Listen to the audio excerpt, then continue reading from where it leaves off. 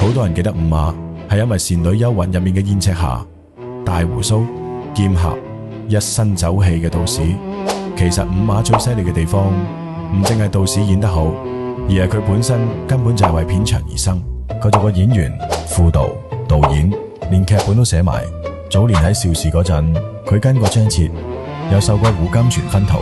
張徹啲戲有血性、有兄弟、有江湖；胡金銓啲戲就有身段、有節奏、有種古典味。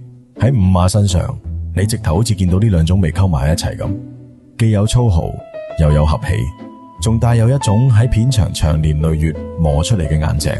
所以佢演燕赤霞根本唔使靠個造型去撐，佢個人一企出嚟就已經滿身片場味、江湖味，同埋嗰種阿叔嘅死硬頸。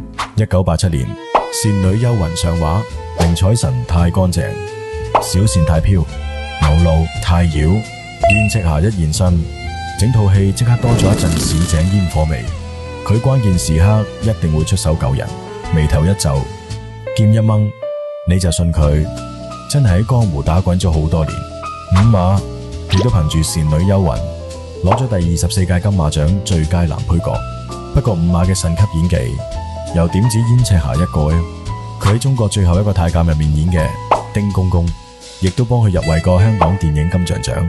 所以五馬嘅真本事絕對唔係靠一執大鬍鬚走天下，佢係真正做到換個軀殼去演戲。只可惜觀眾對燕赤霞記憶太深刻啦。唔好忘記當年五馬喺啲靈漫片中地位都好獨特，佢唔似林正英咁一本正經，亦都唔似許冠英咁驚青，反而佢有啲老街坊嘅味道。有真本事但從不講派場，有正氣但絕對唔扮型。2014年五馬因肺癌走咗，終年71歲。雖然佢已經走咗咁多年，但每次電視重播《倩女幽魂》，只要佢一出場，大家心裏面都仲係會有嗰種安心感。五馬留低俾觀眾嘅唔單止係一個道士或者其他角色，佢真正留低嘅係一種絕咗版嘅江湖味，同埋以前黃金時代港產片先有嘅人情煙火味。講起五馬，會令你諗起佢嘅邊個角色？《倩女幽魂》入面嘅燕赤霞，中國最後一個太監入面嘅丁公公，定係其他靈漫片中嗰種帶啲市井氣息、親切到不得了嘅五馬？